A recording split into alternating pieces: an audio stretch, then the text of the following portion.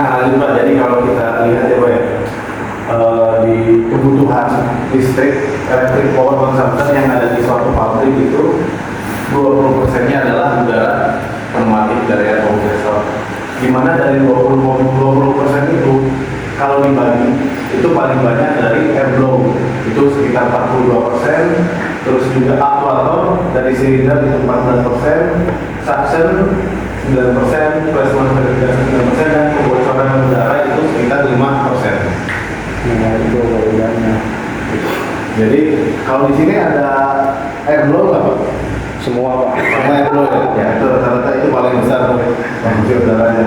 Makanya kan tinggal gimana sih caranya nurunin si konsumsi udara yang ada di air blow kayak gitu kan. Terus juga ada istilah air is free, compressed air is not used is wisely. Jadi udara itu bebas, yang kita konsumsi itu bebas, udara yang kita hisap itu bebas. Tapi kalau kompres air itu tidak, karena dia berbayar dari listriknya untuk menyalakan kompresornya. Nah ini ada beberapa program Pak dari SMC untuk yang pertama reduce air consumption atau menurunkan konsumsi udara, terus kedua menurunkan power consumption, menurunkan air quality, dan juga improve air quality. Nah ini adalah keempat yang biasa kita sebut energi efisiensi. Jadi tahapannya itu yang pertama ada energi efisiensi, yang kedua ada energi saving. Nanti perbedaannya nanti kita bahas. Jadi keempat pokok ini Pak yang biasanya kalau kita gaungkan di customer terkait energi efisiensi, yaitu penurunan konsumsi udara, penurunan konsumsi listrik, penurunan kebocoran udara, dan juga improve kualitas udara. Nah yang kualitas udara kemarin kita udah coba ya Pak untuk 2 poin, cuma kebetulan hasilnya emang tinggi. Nanti reportnya saya kasih di terakhir ya penjelasannya.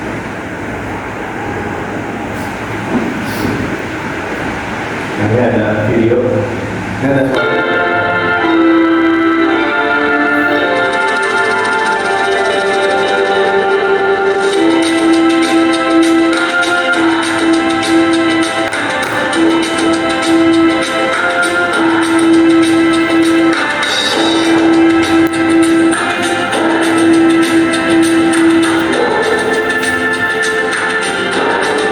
Ini udah pakai booster ya Pak? Ya, ada Pak. Booster. Jadi booster untuk power ini juga salah satu tools ya Pak untuk menunjang energi efisiensi dan juga efisiensi.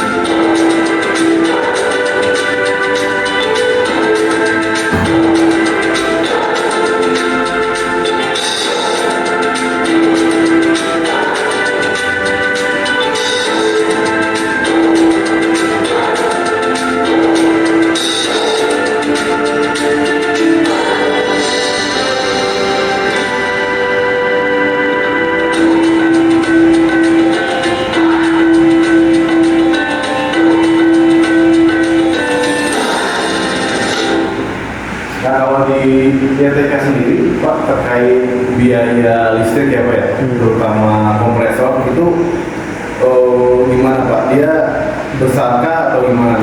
Atau emang sekarang ini udah harus ada penurunan gitu loh? Enggak sih Pak, dia dari konsumsi seluruh faktor itu 30% Pak, kita paling banyak. Paling banyak justru udara. Iya, udara dari utility. Dari utility ya. Nah makanya ya itu yang harus mungkin diimprove kali Pak ya. Jadi karena emang kompresornya kan terus bekerja gitu kan, karena emang mesin produksinya butuh udara. Nah ini kita SMG mengajak nih bareng-bareng gimana caranya nih nurunin konsumsi listrik. Kalau misalkan ada yang CO2 reduction, ada yang ini, tapi ujung-ujungnya itu biaya listrik, biasanya untuk penurunan biaya listrik. Nah jadi kenapa alasannya di 4 bar? Jadi di beberapa mesin ataupun kompresor tekanan 4 bar adalah tekanan yang paling efektif Pak. Nah contohnya ketika kita berbicara kompresor, ketika misalkan kompresornya itu di setting di 4 bar dengan di setting di 6 bar misalkan contohnya, itu kompresor akan jauh lebih efektif ketika di setting 4 bar. Tapi kan balik lagi ke kebutuhan ya. Karena kebutuhannya besar, bisa jadi presernya harus dinaikkan. Ataupun karena di line mesin produksinya ada compressor, maka tekanannya pun harus dinaikkan. Tapi itu semua harus kita tahu. Setiap ada masalah pasti ada solusinya gitu Pak. Nah, kenapa 4 bar keuntungan itu yang pertama untuk pengguna mesin, contoh ya untuk end user seperti YTK itu mengurangi energy loss di production facility. Jadi kalau misalnya kita turunin tekanan nggak usah sampai 4 bar Pak, tapi di sini berapa Pak pressure? 6 Pak. 6 bar, turunin satu aja di 5 bar, itu sebenarnya konsumsi udaranya udah pasti turun Pak, flow rate udah pasti turun. Tapi balik lagi, apakah ketika 5 bar itu ada alarm turun, atau kedua apakah justru mengganggu produksi gitu. Nah itu juga kita harus tahu, karena kalau misalkan mengganggu produksi terus juga ada alarm di mesinnya, yaitu kita tidak sarankan untuk menentukan tekanan. Tapi kalau memang tidak ada alarm, ternyata bisa di 5 bar itu konsumsi udaranya itu pasti turun dan efeknya itu ke kompresor ya. Jadi kompresornya kinerjanya nggak terlalu berat gitu. Nah keuntungan untuk mesin manufaktur atau mesin maker, dia bisa menciptakan mesin produksi yang energi saving atau energi efisiensi, dan itu bisa menambah nilai mereka gitu kalau untuk mesin maker. Nah objektifnya itu pertama dia menurunkan konsumsi dan juga impact terhadap leakage. Jadi contoh kalau misalkan Bapak di sini menggunakan number ya, terus mesin produksinya itu dia katakanlah ini ya saya nggak tahu ya, katakanlah liter per menitnya adalah 1000 liter per menit. Ketika tidak ada produksi, otomatis kan kalau ada kebocoran dia kan ngalir terus ya. Nah misalnya katakanlah ngalir 500 liter per menit. Nah ketika Bapak turunkan dari 6 bar ke 5 bar, itu yang tadinya kebocorannya 500 liter per menit itu bakal turun flow-nya dari yang entah itu 400 atau 300 yang pasti turun gitu, karena menurunkan tekanan gitu kan. Terus kedua, menaikkan lifetime dari produk-produk di low pressure. Jadi contoh kan kalau kayak silinder, kalau itu kan ada maksimal pressure-nya apa ya? Contoh maksimal pressure di 7 bar. Tapi kita ngasih pressure-nya di 7 bar, otomatis dari silinder itu atau valve itu udah menerima tekanan yang tinggi gitu. Lain halnya kalau kita kasih pressure-nya di bawah itu gitu. Entah itu 6 atau 5 itu silindernya akan jauh lebih awet. Terus ketiga, improve line pressure stability. Jadi kalau misalkan pressure-nya itu diturunkan ke 6 atau ke 5 itu akan lebih stabil di di mesin produksi gitu. Karena kadang kalau kita kasih 7 bar, kalau misalkan ada ini kembali lagi ke ini ya, atau perpipaan. Kalau misalkan 7 bar tapi yang sama itu kalau pipanya nggak close loop, itu biasanya ada door pressure. Jadi kalau misalkan saya emang pabrik ini emang tidak close loop, gimana ya caranya biar nggak door pressure, yaitu nurunin tekanannya tadi gitu. Itu salah satunya contohnya. Nah ini partner ini bisa diaplikasikan di semua perangkat otomotif Pak, dari silinder atau operator, airflow, air bearing, dan juga vacuum injector. Kalau vacuum sini pakai nggak Pak? Vacuum nggak ada Pak. Oh nggak ada ya? Cakep ya. Nah ini kita ambil dari grafik vacuum injector kita Pak. Vacuum injector kita itu untuk cara pembacaannya, tabel grafik yang bagian bawah ini adalah supply pressure, sedangkan yang vertikal ini adalah vacuum pressure. Kita lihat di bagian supply pressure, ketika dikasih supply pressure di 0,4, justru vacuum pressure-nya jauh lebih optimal di angka di minus 90 lebih ya, ketimbang kalau kita kasih vacuum pressure-nya di 0,5, itu akan jauh lebih rendah daripada yang 4 bar. Jadi ini adalah salah satu contoh produk kami, ketika dikasih 4 bar itu malah jauh lebih efektif gitu. Itu kalau vacuum ya. Nah ini Pak, lalu selanjutnya kita ada 3 step kunci ya untuk kita itu menuju ke 4 bar. Yang pertama itu ada smart sizing, yang kedua itu ada pressure dan flow optimization, yang ketiga adalah intensive energy use application analysis. Nah, untuk penjelasannya, jadi kalau smart sizing itu contohnya apa ya, kadang kita tuh belum tahu nih Pak cara sizing atau cara memilih silinder ataupun booster misalkan ya, itu kita nggak tahu caranya. Misalkan silinder di mesin produksi ini yang Bapak pakai sekarang itu bore size-nya 63, ternyata sebenarnya dikasih 40 pun sebenarnya nggak masalah misalkan. Ternyata ketika diturunkan semakin kecil bore size-nya maka semakin kecil pula konsumsi udaranya. Ternyata di bawah bore size 63 pun sebenarnya masih bisa, itu pun sebenarnya itu bisa jatuh ke energi saving gitu karena menurunkan bore size.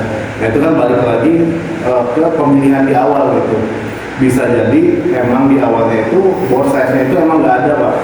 Contoh 40 sama 63 sebenarnya butuhnya 50, tapi 50 ini belum ada, jadi ya udah naikin ke 63 gitu kan. Nah yang sekarang itu silinder kita itu ada di silinder yang terbaru itu ada bore size di antara bore size yang emang dulunya nggak ada gitu Pak. Contoh kayak 50 itu bore size 50 itu sekarang udah ada. Jadi yang tadinya nggak ada itu kita udah ciptain gitu. Terus pressure dan flow optimization itu kita memaksimalkan pressure yang ada. Jadi misalkan di satu silinder itu butuhnya ternyata 6 bar, tapi diturunkan ini masih bisa gitu. Atau misalkan diturunkan tapi kita memakai alat apa sih yang bisa menaikkan tekanan, contohnya pakai booster. Nah itu kan sebenarnya inputnya udah 4 bar tuh, udah bisa turun itu. Naikinnya pakai booster. Ya mungkin Bapak juga tahu kalau booster SMC ini nggak pakai listrik gitu kan, jadi nggak butuh ada daya konsumsi lagi dari power gitu kan.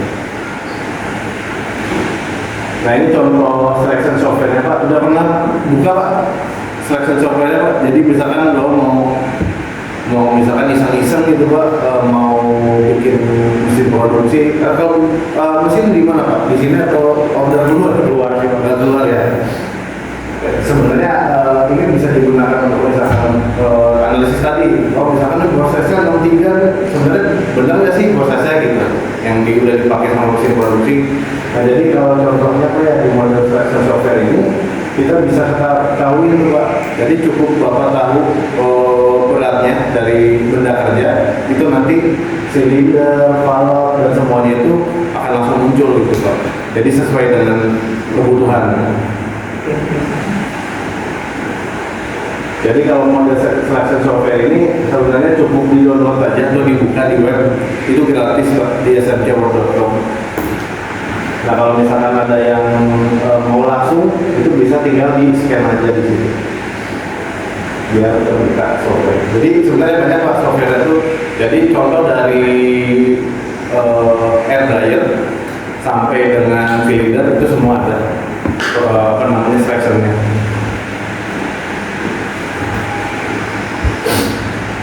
Lalu masuk compressor dan juga flow optimization. Jadi kalau untuk pressure optimization kita punya namanya booster regulator, dan juga untuk flow optimization kita punya yang namanya vacuum flow atau ZHP series. Nah ini dia fungsinya kalau vacuum flow dia punya dua sisi Pak. Dia pakai efek Venturi, jadi sisi kirinya itu dia untuk vakum, sisi kanannya untuk blow gitu. Nah ini salah satu case ya, kasus ya terkait booster regulator. Nah di sini kita udah punya booster regulator yang energi saving Pak. Jadi kalau biasanya kalau yang lama itu kan ada exhaustnya di belakangnya Pak ya. Nah itu exhaustnya sangat besar kalau yang booster standar, tapi yang terbaru itu exhaustnya sangat kecil Pak. Karena exhaustnya itu dimanfaatkan lagi atau dibalikin lagi ke bagian boosternya itu. Jadi nggak dibuang semua gitu Pak untuk udara exhaustnya. Nah ini salah satu case ya. Jadi di suatu manufacturing itu udah biasanya suplai dari kompresor itu di atas 0,4 atau ya 6 bar lah tertekan sama. Nah sekarang itu ternyata setelah diteliti dari mesin produksi itu yang dibutuhkan hanya salah satunya saja, contohnya salah satu silinder yang butuh 6 bar. Ternyata yang lain itu nggak butuh 6 bar, hanya 4 bar. Nah, akhirnya dari kompresornya itu diturunkan sampai ke 0,4. Dan untuk menaikkan silinder yang butuh 6 bar tadi, dia menggunakan booster regulator gitu. Nah, untuk yang VBAE ini, kita sebutnya VBAE apa ya, untuk booster yang energy saving, itu dia bisa menaikkan hingga 1,7 Pak. Dan konsumsi udaranya jauh lebih kecil dari yang standar. Nah ini Pak, kalau kita awalnya Pak ya, kalau gambarnya, jadi exhaustnya ini, itu dia lagi Pak, dia dibalikin lagi ke dalam booster. Jadi kalau kita lihat exhaust yang di booster standar itu besar, dan dibandingkan ini exhaustnya jauh lebih kecil, sangat kecil.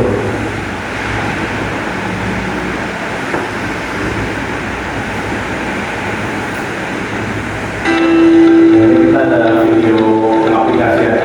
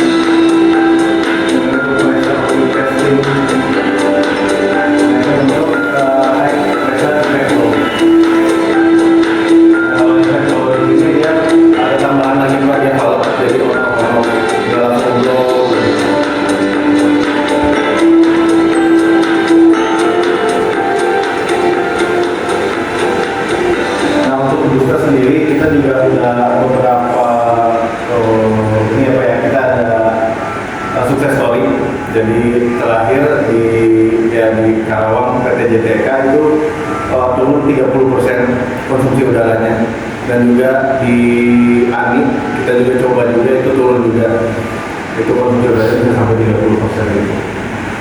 Hanya mengganti booster yang lama ke booster yang baru.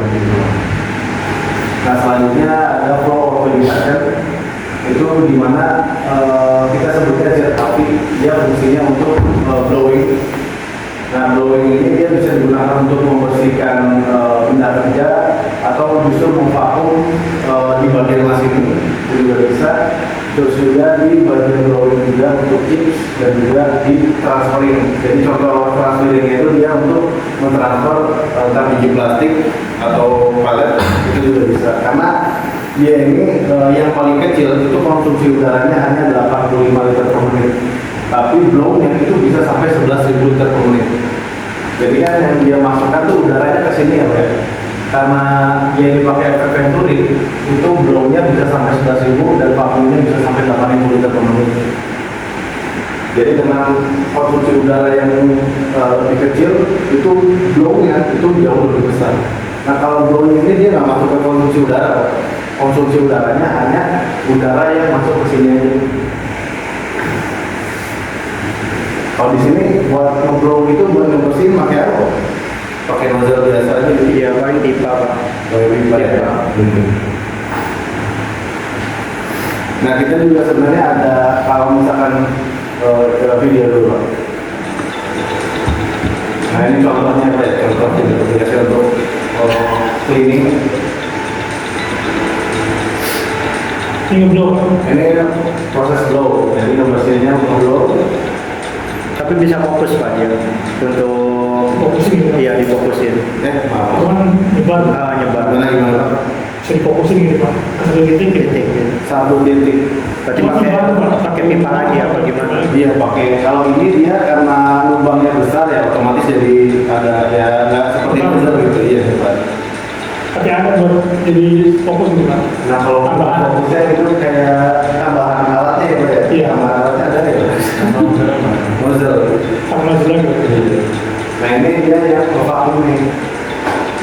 Nah vakum kan lagi proses butuhnya nggak di blow tapi di vakum pakai Bisa bolak-balik lah aja ini.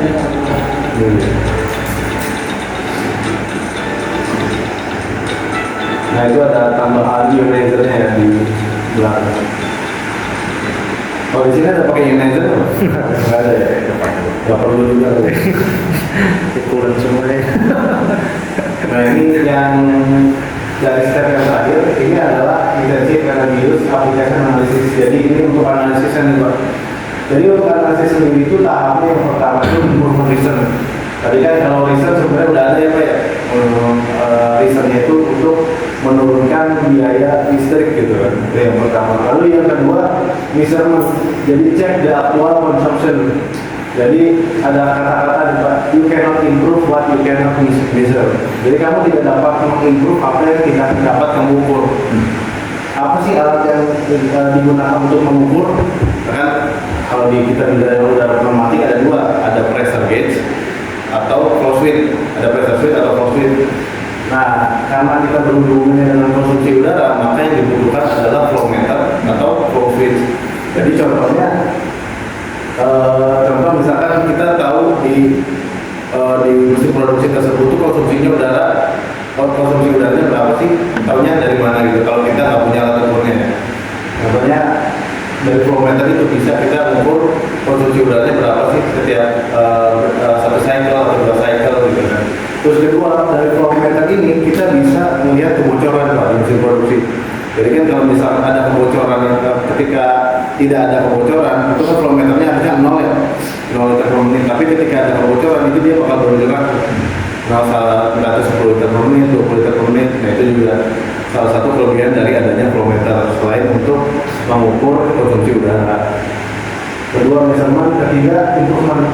Jadi improvementnya apa sih? Contoh yang pernah kita lakukan itu kita trial booster dan membandingkan antara booster standar sama booster yang energi efisiensi, dan itu terbukti konsumsi udaranya jauh lebih rendah 30%. Bisa dengan pengukuran ulang. Nah, pengukuran ulang itu membandingkan antara yang sebelum dan sesudahnya. Dan terakhir dapat dipastikan bahwa penggantian tersebut energi efisiensi atau tidak. Nah ini juga kita ada beberapa servis ya Pak ya. Ini gratis. Jadi servis ini salah satunya sudah kita lakukan kemarin, dew point. Itu adalah pengukuran tingkat kekeringan udara. Kita juga ada servis yang lain yaitu pengukuran flow. Jadi kalau misalkan Bapak di sini ada kebutuhan misalkan Pak tertarik nih ternyata dengan mengganti booster bisa turunin konsumsi udara. Nah kita juga bisa bantu untuk membantu untuk mengukur dan juga membuat analisis reportnya gitu.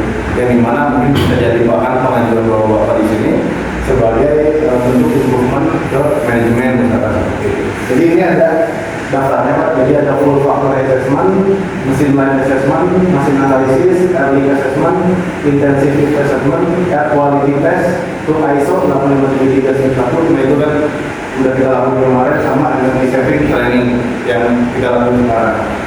Nah ini adalah assessment toolsnya, di mana ada dew point. dan juga partikel holder dua ini untuk mengukur tingkat kesaringan udara, sedangkan partikel holder untuk mengukur tingkat kotoran yang ada dalam udara termasuk. Itu pertama. Lalu kedua ada flow meter, di mana flow meter ini untuk mengukur tingkat konsumsi udara dan juga bisa mengecek juga kebocoran yang ada di mesin produksi. Dan terakhir ada ultrasonic leak detector.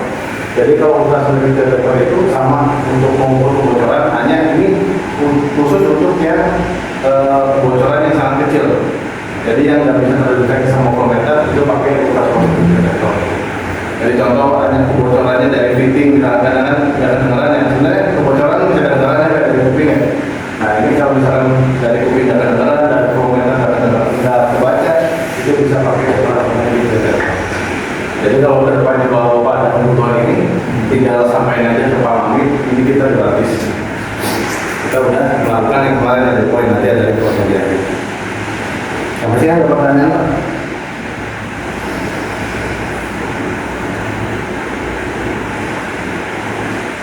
Nggak ada. Kalau konsumsi angin kan tadi berpengaruh terhadap bore size juga ya. Bore size berpengaruh terhadap konsumsi angin. Iya. Oh iya kembali. Kalau stroke sama juga Pak. Kalau stroke itu lebih ke jadi stroke yang 200 sama yang 300 itu beda pasti. Konsumsi udara di satu silindernya udah pasti beda gitu. Sama apa ya, 200 kan ya 300 sama 200 300 pasti jauh lebih besar dikit sih ya dibandingkan sama 200. Tapi yang berpengaruh yaitu prosesnya tadi.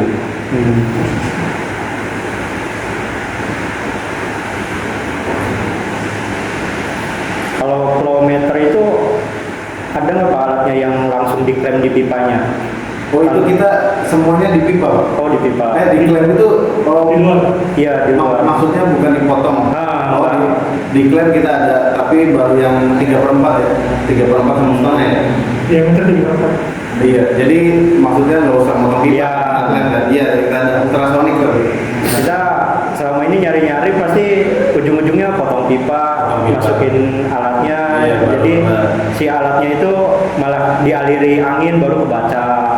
Iya, betul. Kalau kita dapat pengalamannya nanti kapal itu kita baru bisa. Oh, Iya. kita juga mau ngukur. Jadi sebenarnya nih mesin itu konsumsinya berapa sih? Nanti kan ada mesin yang sejenis ya, berarti kita tinggal kaliin aja nih konsumsi kita sekian liter per menit. Iya. Jadi kompresor kita kan bisa ngimbangin tuh Pak. Betul. Di mini panel itu ada ya, mini panel baru. Kita ada nanti mungkin dibawain sama Pak Amit untuk telepon. Pas mesin ya, apa mesin Sintesis ini. sebenarnya. Berarti kalau misalnya di mesin produksi ini belum ada flow meternya ya? Atau Belum ada, Pak. Belum ada ya? Iya. Jadi kita schedule lagi berubah kalau sekarang Di bawah itu kali ya. Ini.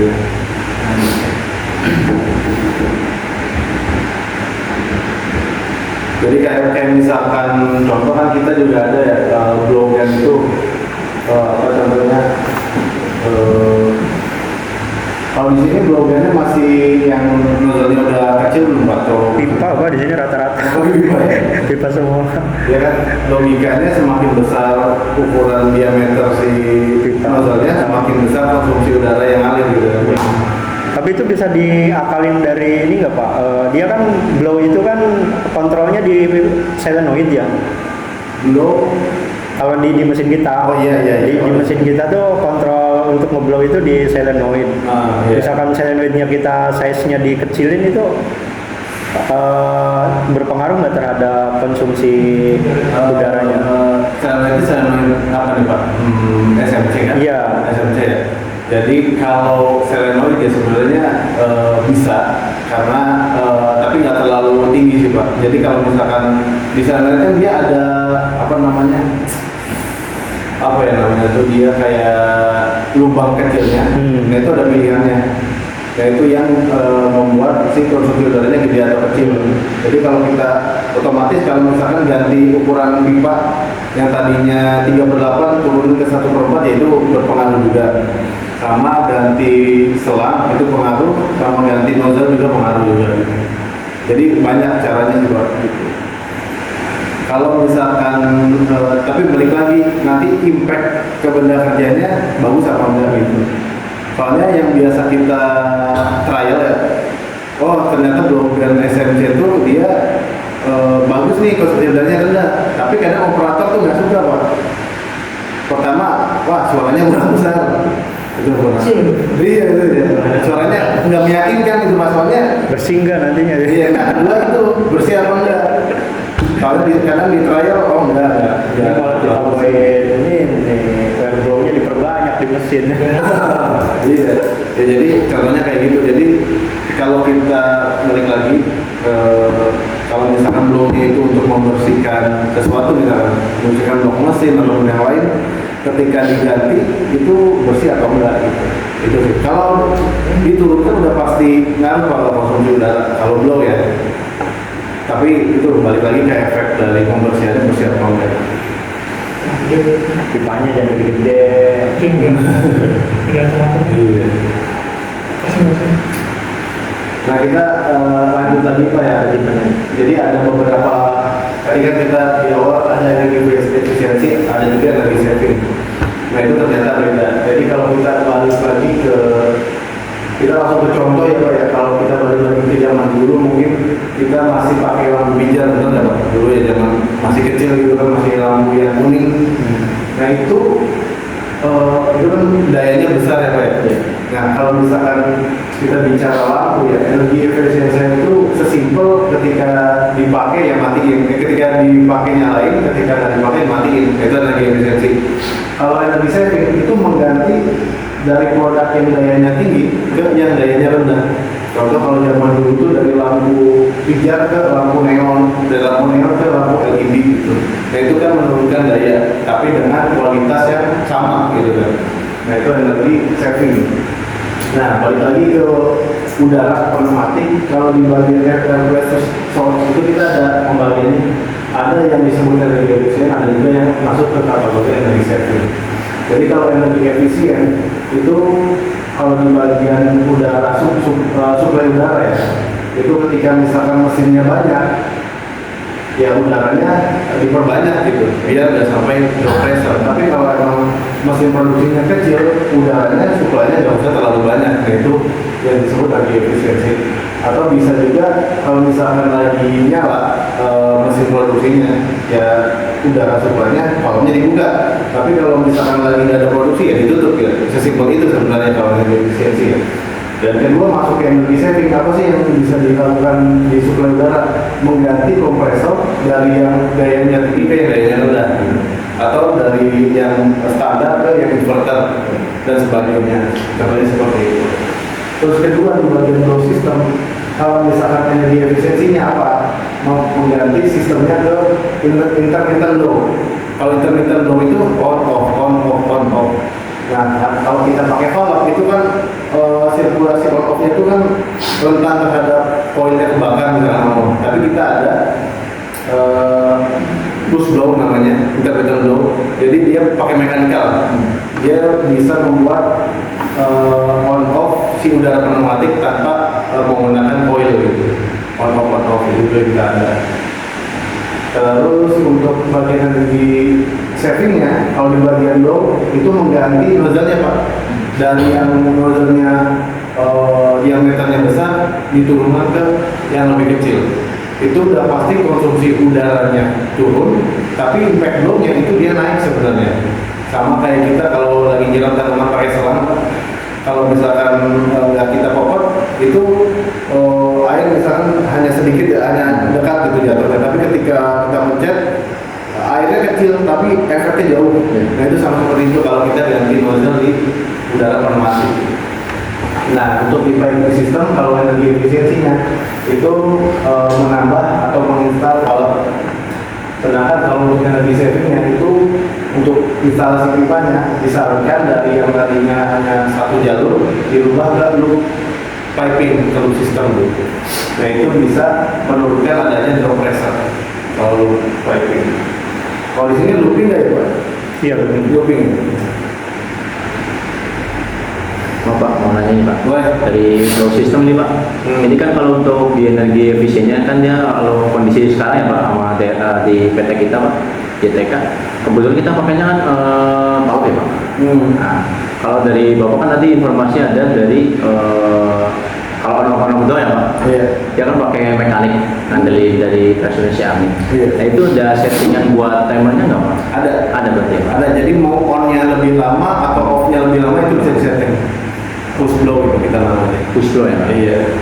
Jadi nanti mungkin ya kalau next-nya tuh kita bawain mini panelnya gitu. Jadi misalkan kayak tadi yang dibutuhin kan sensor terus juga blow itu bisa dibawa.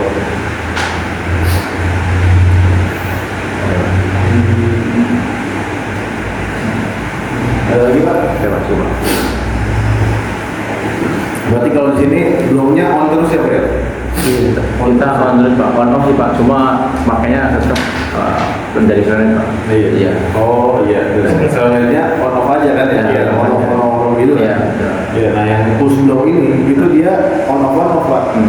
Nah efeknya adalah impactnya tetap sama, tapi konsumsi udaranya turun. Masih. Ini ada yang order kita 10 batang. Masing-masing. Oke, selanjutnya ke grafik ya Pak. Analisis dari energy consumption sama jumlah produksi. Nah jadi kalau misalnya kita bicara di energy saving, energy efficiency, pasti yang pertama itu yang paling penting adalah energy efficient ketimbang energy saving. Tapi kalau kita lihat di sini energy efficient itu jauh lebih utama. Energy efficient itu apa sih? Contohnya salah satunya kalau misalkan ada kebocoran jadi benerin gitu. Kalau misalkan pipingnya masih boros atau misalkan mesin produksi masih boros karena nggak ada valve, ya kasih valve gitu. Kesimpul itu. Baru nanti kita masuk ke energy saving. Kalau misalkan semua benar-benar udah nggak ada bocor, baru kita ke energy saving gitu. Energy saving ini merubah produk-produk yang tadinya konsumsi udaranya tinggi atau konsumsi listriknya tinggi itu ke konsumsi yang atau jumlah udaranya jauh lebih sedikit gitu. Itu energi saving. Nah baru nanti kita masuk ke bagiannya grafik yang ideal ini. Ketika yang ideal ini itu maksudnya adalah ketika konsumsi dari proporsi dibandingkan produksi rasio. Jadi selanjutnya yang kedua adalah tidak ada hal yang dikonsumsi ketika tidak ada produksi. Contoh misalkan ketika istirahat itu idealnya itu tidak ada udara yang keluar. Jadi tidak ada kebocoran. Itu adalah ideal.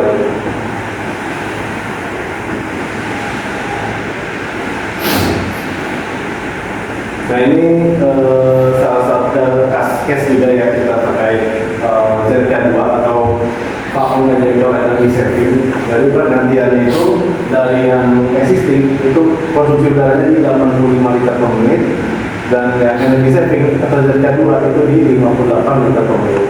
Dan efeknya adalah jauh berkurang sekitar 35.703.000.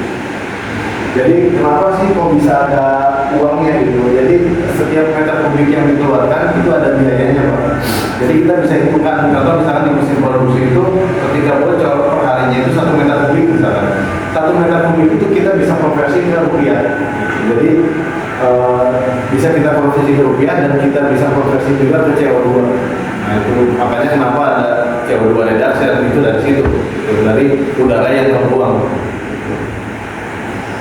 Nah ini pergantian ke dari ZK2 yang non energy saving ke ya energy saving. Nah ini salah satu contohnya ya. Ini kita ada videonya. Nah ini yang energi apa ZK2 yang non energy saving. Ketika kita mempakan produk konsumsi suplai udaranya ya sekitar 55 sampai 56 liter per menit.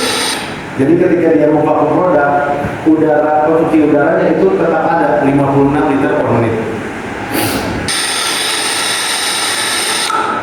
Nah ini ketika sudah tidak ada suction ya. Nah selanjutnya yang tipe energy saving. Nah energy saving ketika dia memvakum produk, dia nol. Jadi kalau yang existing itu ketika memvakum produk dia tetap ada konsumsi udaranya, tapi ketika energi saving ketika dia memvakum produk itu konsumsi udaranya nggak ada. Nah itu di perbedaannya antara existing dan energi saving. Makanya untuk penggantian dari existing dan energi saving itu cukup besar Pak. Perbedaannya.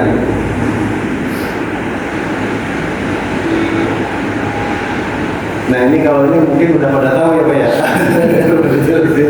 Udah pernah kita udah pernah promosi juga. Orangnya sama nggak Pak? Sama ya.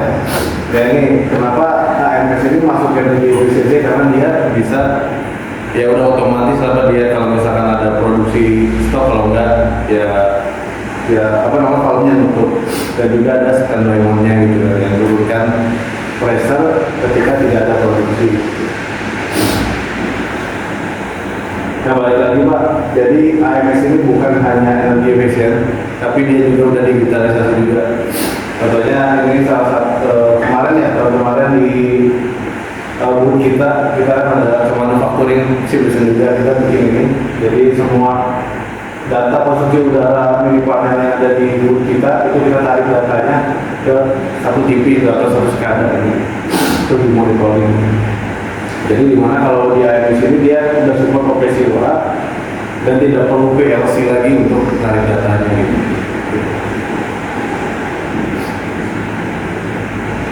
Nah ini juga kita sudah install ya di pabrik kita di Singapura untuk AMS-nya. Dan yang terakhir ini SMJ Energy Saving Fokus ya. Jadi pertama dioptimalisasi untuk penggunaan udara pada vacuum injector, terus juga optimalisasi di bagian energi powernya. Jadi di valve kita itu untuk directional control valve ya, untuk yang control valve cylinder itu kita ada yang tipe low watt-nya. Jadi kalau standar kan dia di 0,4 watt Pak. Tapi kalau yang energy saving itu bisa sampai 0,1 watt. Jadi dia benar-benar menurunkan daya konsumsinya. Terus juga reduction di footprint-nya, terus juga boost up the pressure when not required. Jadi hanya menaikkan tekanan di mana hanya beberapa part pneumatik yang membutuhkannya. Nah mungkin itu aja sih Pak terkait energi efisiensi. Mungkin ada yang ditanyakan atau dibantah.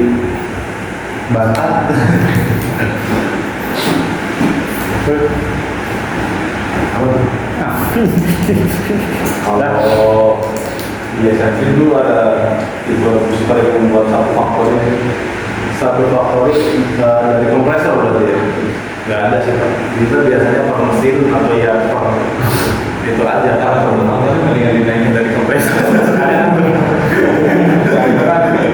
Kalau misalnya masih belum inverter kan kita juga susah banget setting penggunaannya ya. Kalau misalnya pakai booster dari satu faktor itu udah enak mau. Sekarang itu mesin sih Pak kita Mesin.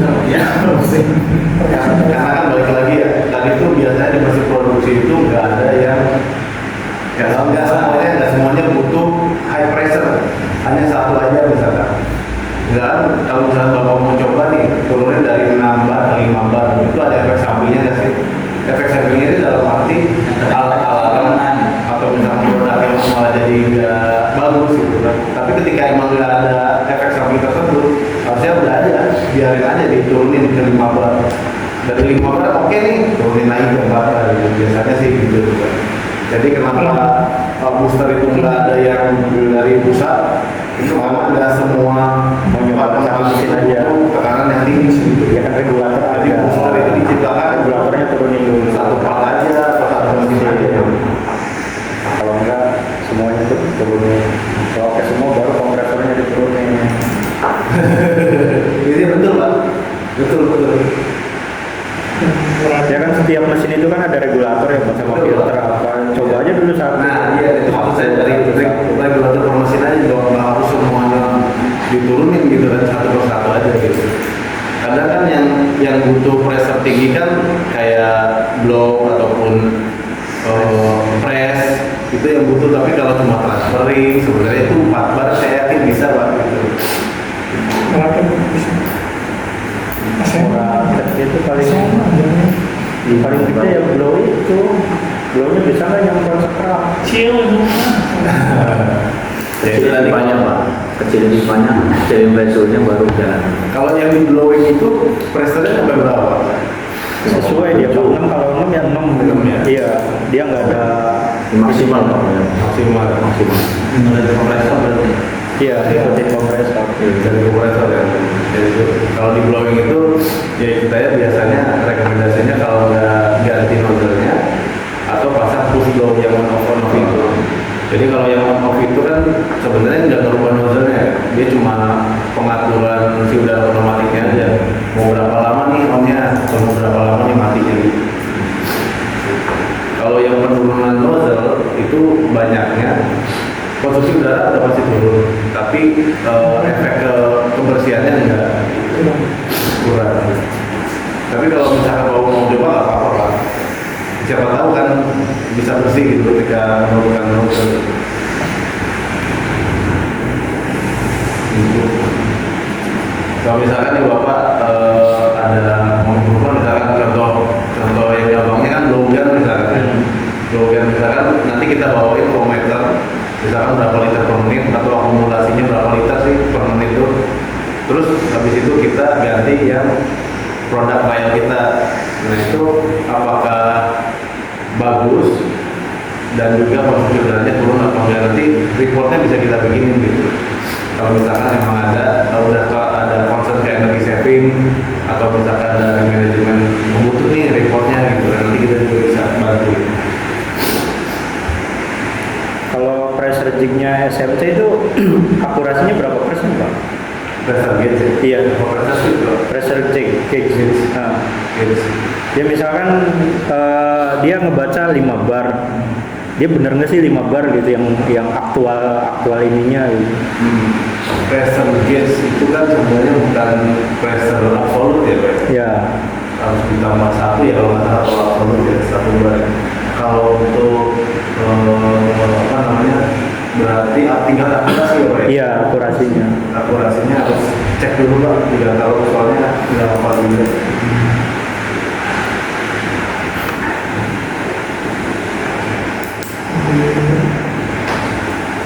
Pressure gauge.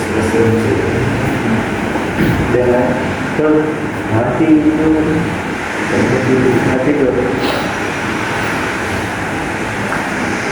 lain. Paling tambahan pak untuk di komentar kita pak, khususnya di auto train kita pak. Nah, saya bahas itu kan dari kita lumayan pak, konsumsi dari listriknya juga. Oh yang valve itu. Nah kalau kita juga paling bisa dijelaskan pak. Oh ini berarti sambil saya buka pressure gauge ya buka juga ya laporan yang kemarin ya. Ya boleh. Nah ini Pak, biasanya kalau report biasanya kita pakai kirim ke customer itu PDF Pak. Jadi mungkin ya kita bukanya PDF aja nggak apa-apa ya Pak. Nah ini untuk PT YTK ya quality check report kita lakukan aktivitasnya di minggu kemarin tanggal 23 Agustus. Nah ini alat-alatnya Pak yang kita gunakan di poin. Nah tapi untuk yang partikel water ini kita nggak lakuin karena RH-nya cukup tinggi Pak. Dia ada nanti di fotonya ya. Nah ini titik-titik pengukurannya Pak. Yang pertama di hidden tank di area kompresor. Terus juga kedua itu di mesin produksi. Terus juga yang terakhir itu sama saya taruh namanya Pak. Saya taruh namanya sendiri Pak. Nggak saya Pak. Nggak tahu benar apa ini. Iya, namanya benar. Bocor gitu. Iya paling lucu. Yang katanya bocor nantunya Pak. Jam terjamah itu pak. Ya. Oke, jadi yang pertama untuk yang kompresor area ya, yang ini dan tank faktor daya itu untuk blue point-nya di angka 21,7, sedangkan humidity-nya sampai 74. Nah, ini kategorinya lumayan tinggi. Berarti dari nilai ini itu menandakan bahwa memang udaranya itu tidak kering Pak. Berarti ini after dryer ya Pak? After dryer, dan saya juga sampai bolak-balik saya auto drain saya saya periksa gitu kan, mana nih ada yang mati nggak atau ada yang nggak ngebuang nggak gitu kan, itu itu malah outdoor itu sebenarnya masih berfungsi sebenarnya, tapi Standarnya berapa? ya, Standarnya berapa? standarnya itu untuk area tropikal itu 3 sampai 20. Nah tapi untuk kita kalau kita mengacu ISO 20%? 20 derajat Celcius. Ini kan tingkat kekeringan nih. Kalau ini kelembaban. Nah ini kita lihat sebentar ya. Ini ISO-nya Pak. ISO 863. Kelihatan ya. Nah ini di ISO 853 ini itu dia ada 3 parameter. Yang pertama partikel, kedua water, dan juga oil.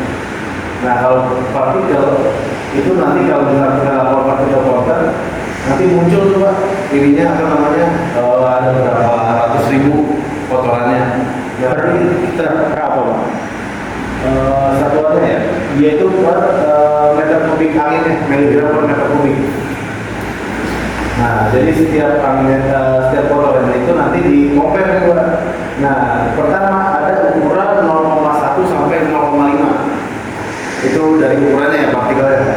Itu kalau kita mau ke kelas 2 minimal, kelas 3 nggak ada Pak. Itu minimal 400.000. Nah sedangkan kalau 0,5 sampai 1 itu minimal di kelas 3 di 90.000 jumlahnya. Nah yang terakhir yang paling besar 1 sampai 5 mikron itu paling kecil di kelas 5 itu minimal 100.000. Nah biasanya kalau misalkan apa namanya untuk otomotif itu biasanya di kelas 2 itu udah cukup gitu. Jadi kalau kelas 1 ini dia udah ke food industry. Terus untuk dew point-nya atau di tingkat kekeringan udaranya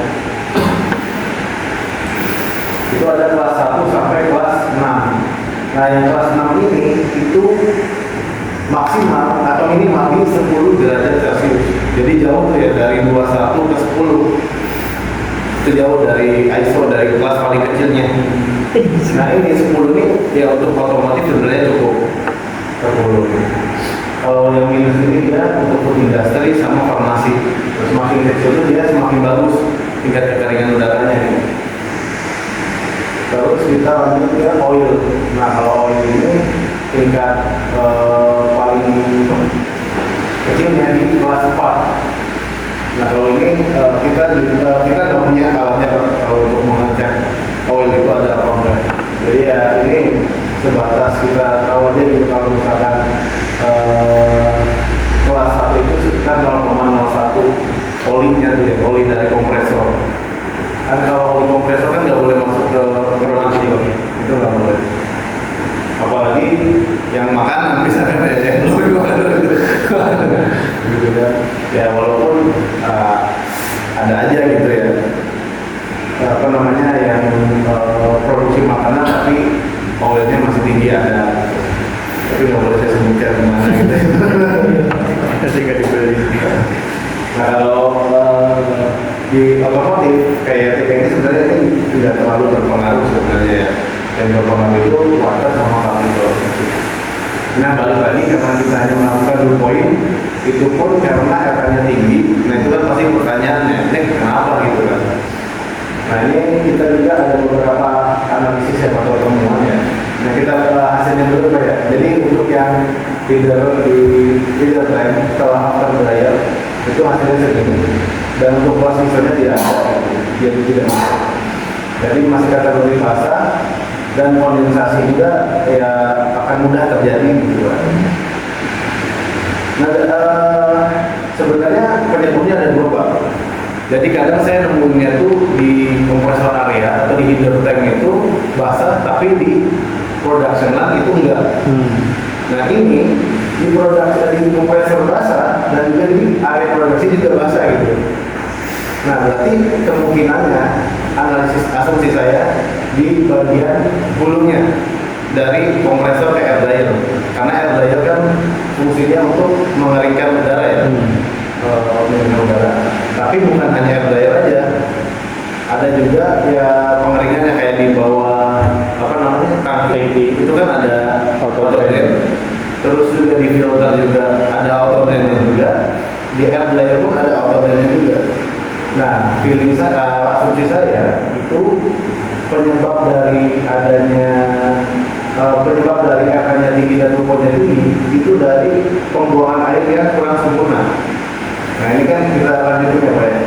Itu tadi di mesin produksi itu dia 69%, akarnya rumputnya 21,6, terus juga di yang terakhir ya di sini ya maintenance area saya sebutnya itu di malah lebih tinggi lagi 22,1 dan juga memilikinya 63%. Nah ini ada beberapa temuan Pak.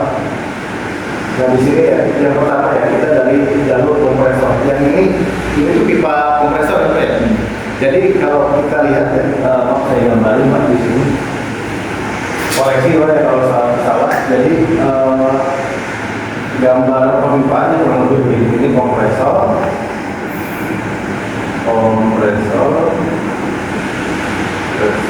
ini terus ke tangki, air sama ke sini air dryer ya, dryer. Benar nggak begitu? Ya benar ya. Tuh. Oke, kita lihat di sini di bagian pipa ini, di bagian pipa yang besar ini, dia sebenarnya udah ada outlet yang pakai valve ya. Nah, sementara ini saya buka nih Pak, itu tetap masih ada air. Nah, ini kan jadi pertanyaan nih, kok bisa di sini masih ada air?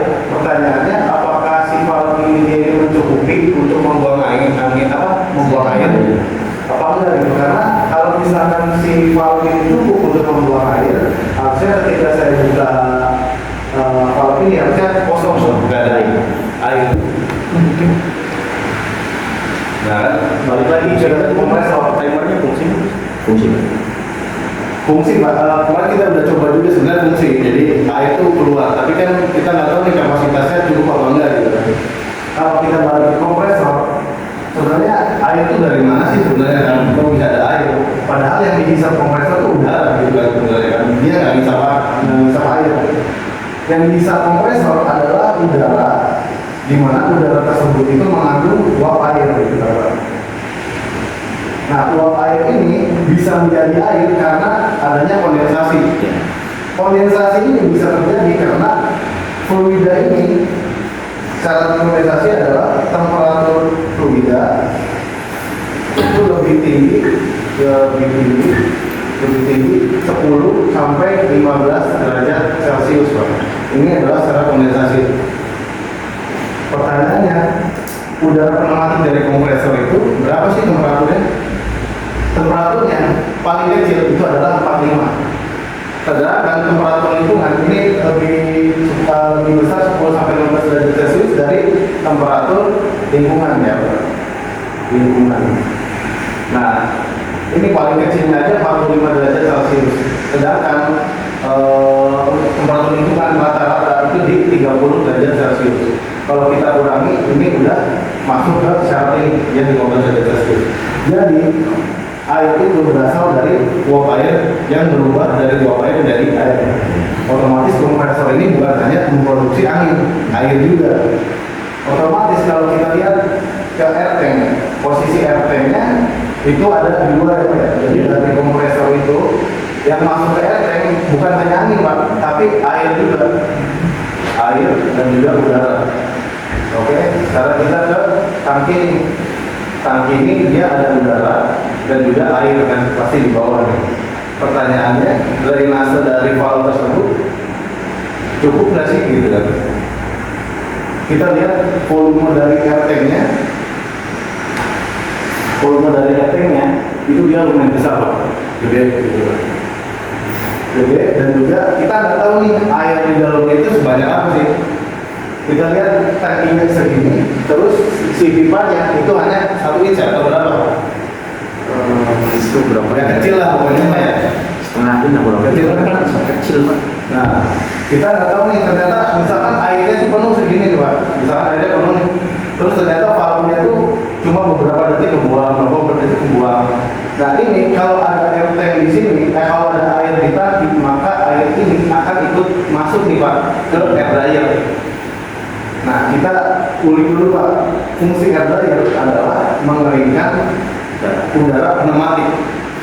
dengan syarat tidak ada air, karena udara yang dikeringkan dari air dryer adalah udara yang mengandung uap air. Tapi kalau misalkan air yang masuk ke air dryer, kerja air dryer jadi berat, Pak.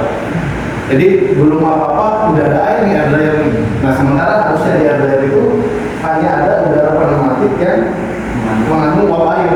Jadi fungsinya kenapa ada overdrain, nanti uap air yang ada di sini itu dipaksa secara ini itu dipaksa kondensasi oleh heat exchanger atau evaporator yang temperaturnya dingin, itu kan dipaksa dia kondensasi dari uap air ini berubah jadi air. Nah air ini nanti masuk ke autodrain gitu kan. Nah autodrain dibuang ke sini. Sementara awalnya kalau misalnya kita lihat seperti ini ya, kemungkinan air dryer bukan hanya udara yang masuk ke air dryer, tapi air juga ikut masuk gitu. Nah asumsi dari saya itu di pembuangan air ini itu kurang sempurna gitu Pak. Jadi makanya di saya di report saya itu saya rekomendasikan mengeluarkan air entah itu dari yang kompresor sini sama air tank itu dilakukan secara berkala gitu. Saya takutnya emang banyak airnya gitu. Nah kedua itu bisa kita menggunakan tipe heavy duty autodrain, dimana kalau yang ADH ini itu emang difungsikan pertama untuk di kompresor dan juga di bawah tangki gitu. Karena kan kalau tangki ini bisa, penempatan tangki ini bisa sebelum air dryer dan bisa juga setelah air dryer gitu. Nah kalau memang Bapak tangkinya itu sebelum air dryer, maka di kemungkinannya di tangki ini emang banyak airnya dan nggak terbuang secara sempurna gitu Pak. Dan itu adalah penyebab dari stimulai tubuh dari airnya menjadi tinggi gitu. Dan kalau mendengar cerita dari Bapak juga kan ya dulu sempat nguras itu banyak ya Pak ya, gitu kan. Nah itu sih, itu yang pertama. Yang kedua juga sama tadi ya. Terus juga yang, oh ini autodrain ini sempat saya diskusi sama Bapak ya. Ini tuh kok beda gitu. Kalau kita dengar dari suara yang yang air dryer kedua ya Pak ya, yang ketiga Pak. Yang ketiga ya. Jadi kompresor sama yang sebelahnya itu air dryer nomor 1 itu Pak. Yang nomor 1 ya. Yang nomor 1 ya. Nah yang nomor 1 itu dia kayak on-off tuh Pak. Keluar berhenti keluar berhenti. Nah yang ini itu nggak ada suaranya, ternyata emang keluar terus ya Mas ya. Iya. Nah keluar terus. Nah itu kan dikhawatirkan ada autodrain itu failure-nya ketika dia itu nggak ngeluarin air atau ngeluarin air secara terus-menerus. Nah itu failure-nya dari autodrain itu. Nah saya khawatir autodrain-nya bukan hanya ini yang failure, tapi yang lain juga. Terus temperaturnya kalau yang ada yang salah satunya itu ada yang dingin sama ada yang nggak dingin. Nah itu kalau dari temperatur saya apakah emang cukup atau enggak gitu pendinginannya. Tapi kalau saya kan ngeceknya biasanya dari pressure gauge dari evaporator ya. Selama dia masih di angka hijau jalurnya itu masih bagus gitu. Kemarin saya cek juga itu masih di area hijau gitu. Jadi nggak over, nggak under, itu masih bagus. Nah, itu.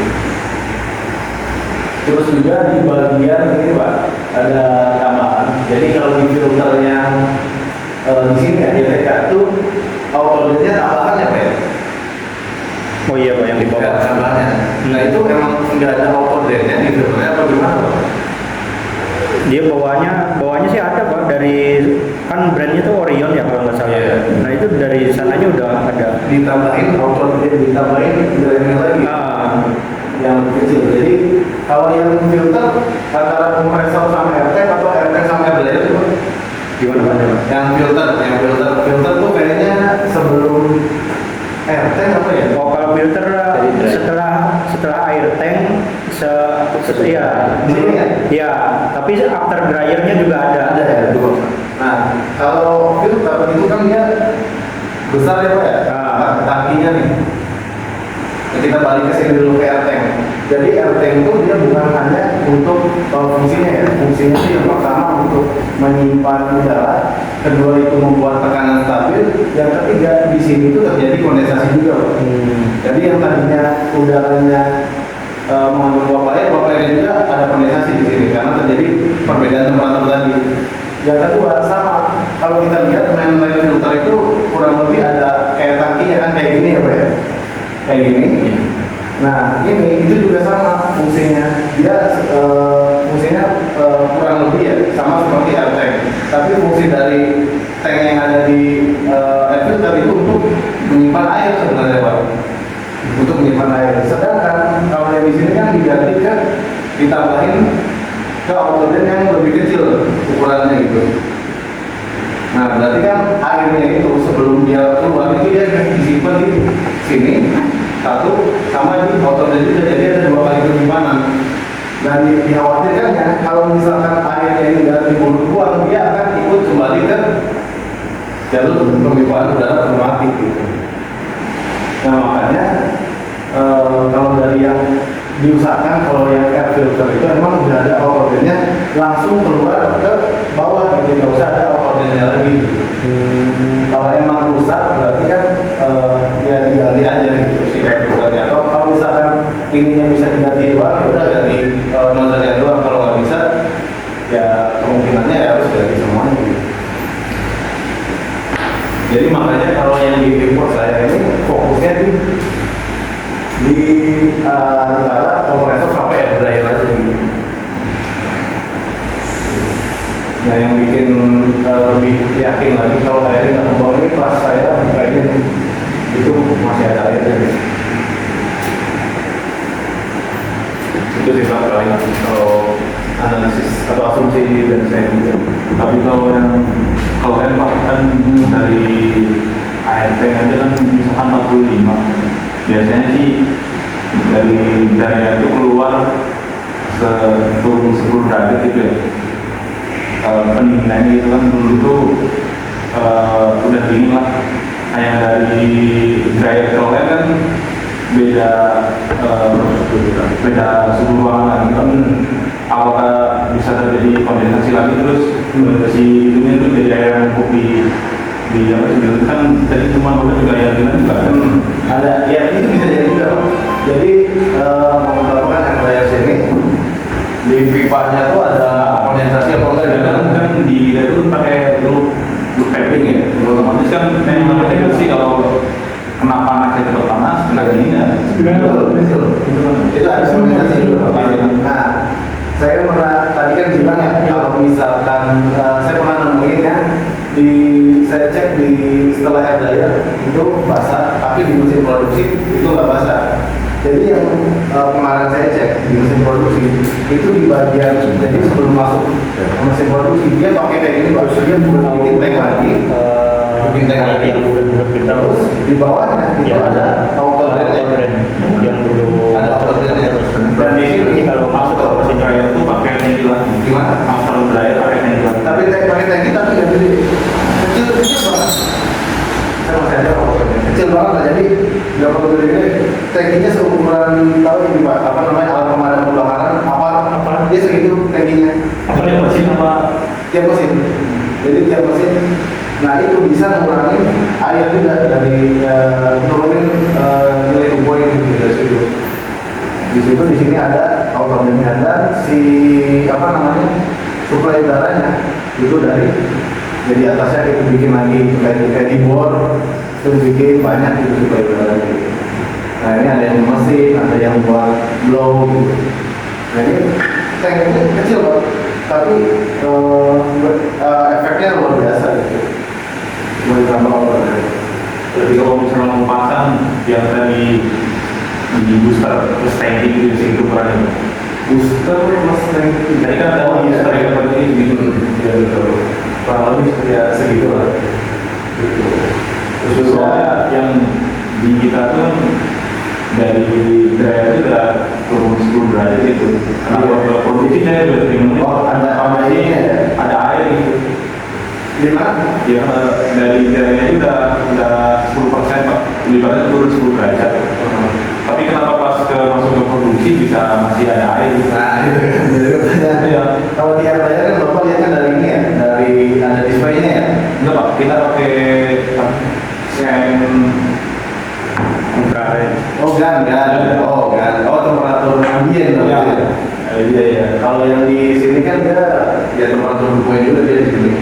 Jadi yang diukur bapak pipanya ya? Ya. Pipanya udah turun. Jadi output input tuh dari misalkan inputnya 45, yang nomor 3 sama nomor 1 itu bisa turun 10 derajat. 45 tuh ini dari kompresor berarti ya? Iya, 45 dari tangki. 45 Kalau misalkan dari kompresor itu bisa sampai 56 derajat. ini 45 di sini gitu. Iya, Dari kompresor bisa sekitar 56 Pak. 56. Sementara tempat lingkungan 30 derajat Celcius ini udah memenuhi syarat buat kondensasi. Nah balik lagi ke air dryer, padahal di air dryer itu outputnya berapa tadi 10 ya? Ya, enggak, outputnya itu misalkan 45 dari 35 gitu. Oh, jadi air dryer 35 gitu ya.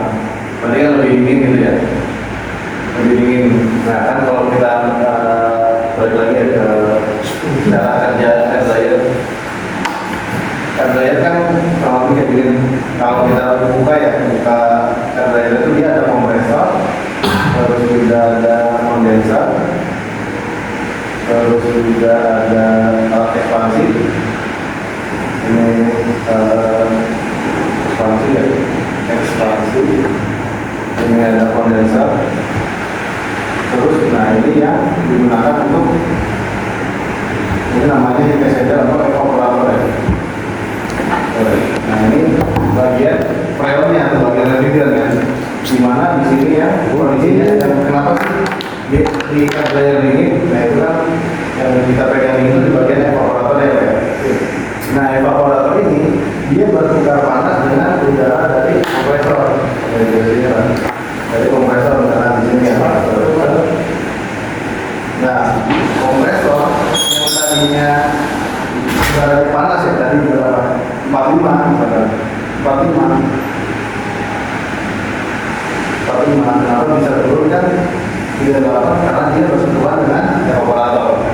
Nah ini adalah proses pemaksaan kondensasi. Jadi di sini itu nanti terjadi perubahan uap air yang di sini, uap air yang di sini apa ya, uap air yang ada di udara itu berubah jadi air. Di sini dia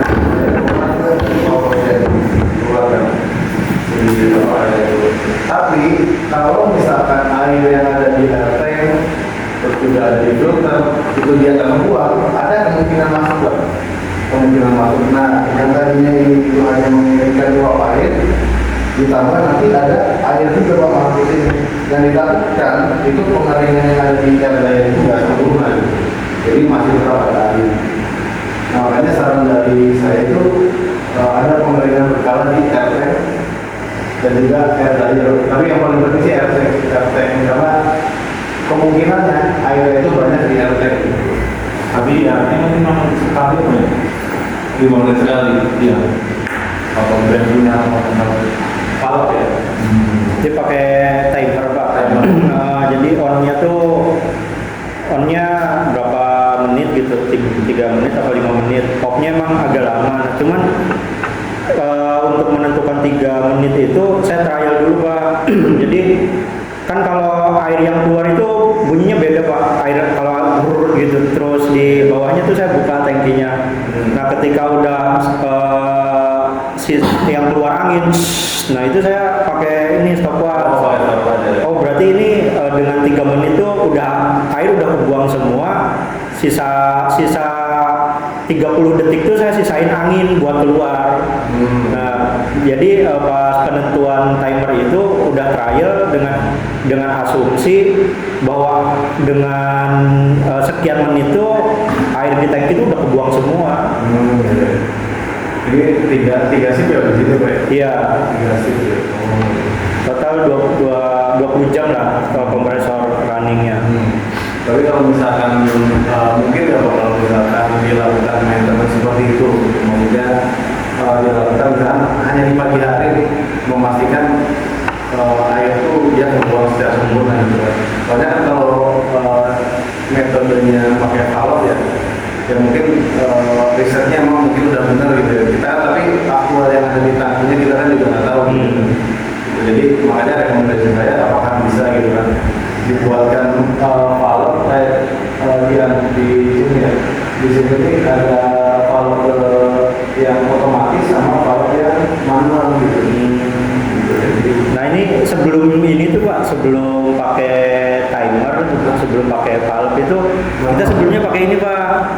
Nih. Auto drain. Ya, cuman kendalanya tuh dia bocor terus Pak di sini Pak. Nah, itu kotor.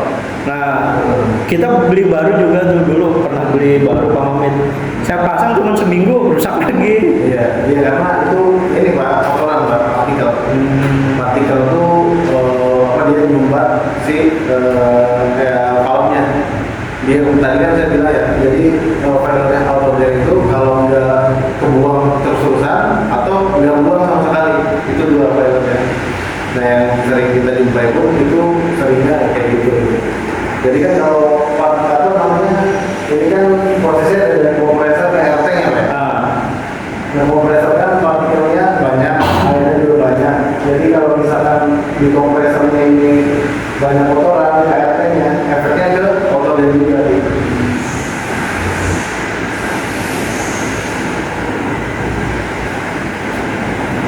Apa sebelum tangki ini sebelum dryer kasih filter dulu apa gimana? Biar kotoran yang nggak masuk ke sini. Iya, kalau itu ya di Iya, untuk strainer gitu kali ya. Iya. Ya paling berarti harus ada maintenance di strainernya, karena kalau misalkan strainernya yang nggak di maintenance sudah pasti ngeblok kan, ngeblok di strainernya, takutnya malah airnya nggak bisa keluar dari. Tapi kalau ditempatin di posisi lain, ini oke Pak. Iya, jadi ini masalahnya kotoran Pak pasti ya. Karena kotoran dari kompresor itu banyak. Kalau dari kompresor ke air ada filternya aja. Nggak ada Pak. Nah itu di situ iya. Kompresor itu tapi gede juga ya, pipanya berapa ya? Berapanya sih? Itu Coba 3 apa berapa ya? Ada Pak. ya 3 mungkin. Kita ada yang bikin. Ada ya. Itu. Cuma rata-rata kayak gitu Pak. Jadi di sini itu sudah pasti ada kotoran. Untuk kotorannya itu keluar. Jadi sih paling banyak happy dati ya. Happy dati ya. Kalau happy dati sebenarnya dia lebih besar sirinya, lebih besar tangkinya sama pressernya. Pressernya itu juga bisa sampai 2 MPa. Jadi kalau misalkan ada high pressure itu juga bisa. Dia buat di 2 megapascal. Tapi dia tetap sih kalau ada sama aja. Paling itu kemungkinan-kemungkinannya dari yang tadi itu Pak, dari yang air masih ada di sini, terus juga di sini juga mungkin masih ada, sama yang dari sini itu airnya udah terlalu banyak gitu keluarnya. Nah kalau yang ini Pak, nah ini Nah ini itu kan filter before dryer sama after dryer. Nah tipe filter ini tuh dia nggak ada auto drain, makanya ditaruh auto drain di bawah. Oke. Jadi kalau ditutup kan sebelum auto drain ini ada valve tuh di atasnya. Iya. Nah kalau dibuka ya udah, jadi anginnya malah keluar terus. Oh iya betul. Oke, jadi kalau misalkan ini Orion ya? Iya Orion. Orion itu udah ada, SMC ini dia filter SMC itu udah itu ada auto drain di sini. Auto drainnya ada, jadi Bapak tinggal Bapak nggak usah instalasi auto drain lagi di bawahnya. Di sini dia udah ada pilihannya mau normal open apa normal close. Dan yang terbaru pun sebenarnya udah ada indikator differential pressure.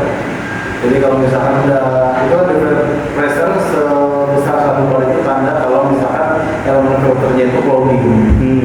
Nah jadi kalau dulu kan kalau kita mau ngecek elemen filternya clogging atau enggak, ya harus bongkar kan pertama. Lalu kedua, ya minimal pasang pressure gauge di sebelum sama sesudah, itu kan makan tempat ya. Tapi kalau yang SMC itu dia ada indikatornya di sini. Jadi kalau misalkan ada differential pressure atau clogging, dia muncul alarm kayak sinyal gitu. Tapi ini cocok Pak buat Orion, bisa aplikasinya bisa gantiin ini. Bisa. Jadi asal pipanya sesuai, Pipanya. yang penting pipanya aja Pak. Biasanya kan kalau di Orion sendiri juga ada pasangannya Pak. Ini kan tipe RX ya, RX berapa tuh? kode filternya tuh LSF. Nah untuk yang dryer 3 itu tipe kok beda lagi gitu, kapasitasnya gede. Berarti tinggal nyesuaiin pipanya aja. Maksudnya pipanya aja sama yang mau difiltrasi ukuran berapa. Jadi kan ada yang 0,1, ada yang 0,5, ada yang 1. Tapi kalau misalkan sebelum air dryer biasanya besar ukuran partikelnya yang 1 gitu. Kalau di kita AFF ya namanya. Kalau yang setelah air dryer lebih kecil lagi partikelnya. Ada AMD, ada AM gitu. Terus juga kita juga ya ada beberapa filter juga ya, buat oli, terus juga buat ya khusus water separator ada untuk ngilangin air, ada AMD. Itu juga bisa jadi opsi juga.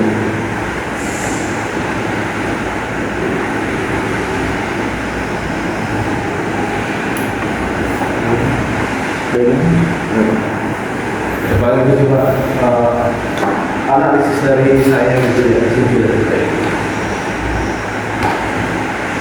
Nah, nanti paling ini nanti saya kirimin Pak, kirimin dari rumah untuk perbandingan lah, perbandingan berapa gitu ya.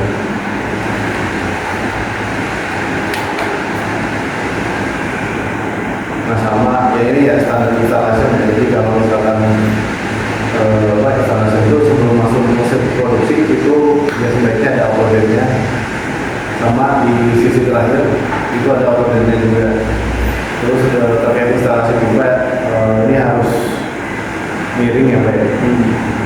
Terus juga ada instalasi swanek untuk mencegah adanya air yang masuk ke mesin produksi. Itu yang kemarin itu tidak bisa kita mendidikan ada kemudian di pojok-pojok aja. Nih ada berapa 6 titik sih Bos, setiap pojok tuh ada semua. Cuma kemarin kebetulan minta posisi yang paling jauh, saya punya paling jauh ini yang jamanan.